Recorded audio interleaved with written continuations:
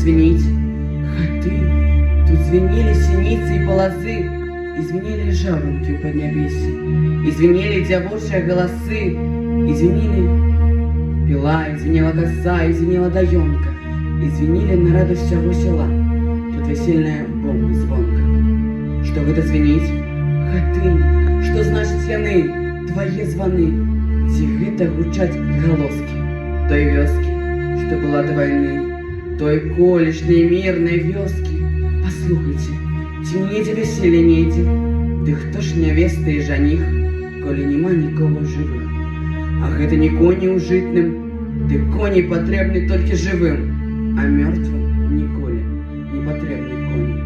А гэта не зрадуецца ж даёнку з пеннай густой.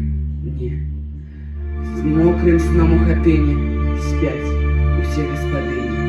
А гэта не юны смех, не голос дзіцячых забав і утех.